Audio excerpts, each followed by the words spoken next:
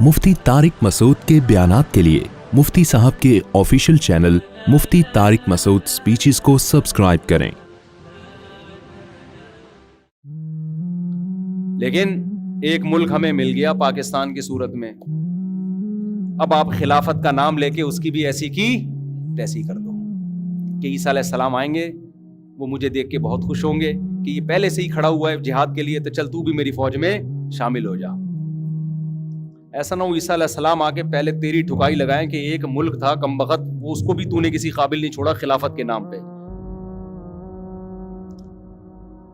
क्योंकि यूनिवर्सिटियों में, कॉलेजेस में इस तरह की तहरीक है ना, हर थोड़े दिन आप खिलाफत के लिए क्या कर रहे हो, लोग आएंगे हमसे पूछते हैं आप खिलाफत के लिए क्या कर रहे हो, आप तो 4 शादियों की बातें करते हो, खिलाफत के लिए क्या कर रहे हो। मैंने कहा खुदा का वास्ता ये जो मुल्क है ना, इसको बचाओ और आईनी और कानूनी तरीके से इसमें पूरा जोर लगा दो तब्दीली के लिए।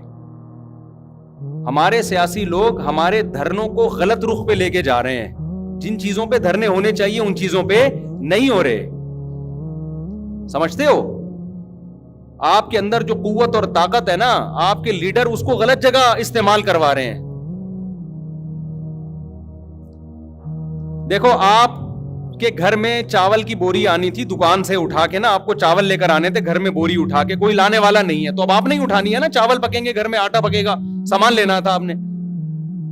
एक बंदे ने क्या किया, अपने घर का सारा सामान आपसे रखवा दिया। अब आपके बाजू में इतनी ताकत ही नहीं है कि अपनी बोरी उठा के घर ले आओ आप, तो आपकी जितनी एनर्जी थी वो दूसरे के काम में खर्च हो गई। तो हमारे सियासी लीडर हमारी सारी ताकतें और कुव्वतें अपने आप को प्रोमोट करने में इस्तेमाल कर लेते हैं, जिसकी वजह से हमारे हुकूक का अल्हम्दुलिल्लाह पहले भी बेड़ा गर्क था, अब भी है और क़यामत तक भी हमें कोई उम्मीद नहीं है कि हमें हमारे हुकूक मिलेंगे। कराची के गटर के ढक्कन गायब थे, गायब हैं, गायब रहेंगे।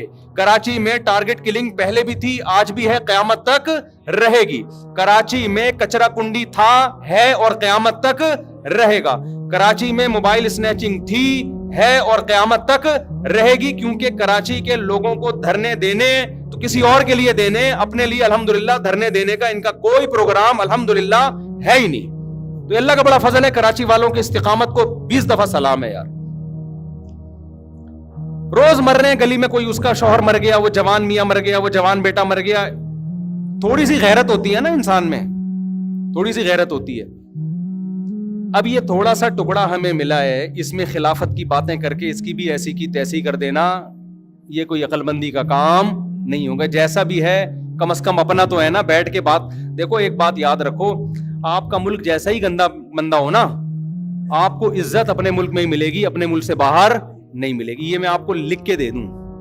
हमने मुल्कों में सफर किया है, जाओ घूम फिर के आ जाओ, रहना शुरू कर दो कि हमेशा दूसरा टेढ़ी आंख से देखेगा, बोलेगा ये मरीख से आया हुआ आदमी है, ये इधर का आदमी नहीं है। जितनी बदमाशी के साथ इंसान अपने कल्चर में घूमता है ना, इतना किसी दूसरे कंट्री में नहीं घूमता। इज्जत सबसे पहली चीज है, पैसा उसके बाद है। मैंने ठिठरे हुए लोग सऊदी अरब में देखे हैं, कोई सऊदी अरब में पाकिस्तानी बयान सुन रहा हो तो माजरत है, बहुत से लोगों की इज्जत भी है वहां पे, लेकिन इतने आराम से नहीं मिलती। वो अरब उनको अजनबी समझते हैं कि ये बाहर से आया हुआ है हमारे मुल्क में कमाने, इज्जत नहीं है। सिवाय उन लोगों के जो मेरा बयान सुन रहे हैं, उनकी बहुत इज्जत है। आप किसी भी कंट्री में जाओगे, आप थोड़े से ना जैसे ठिठरे हुए रहोगे। आप यहां बदमाशी से घूमते हैं, आप भी, मैं भी, सभी, मैं कोई अपनी बात नहीं कर रहा।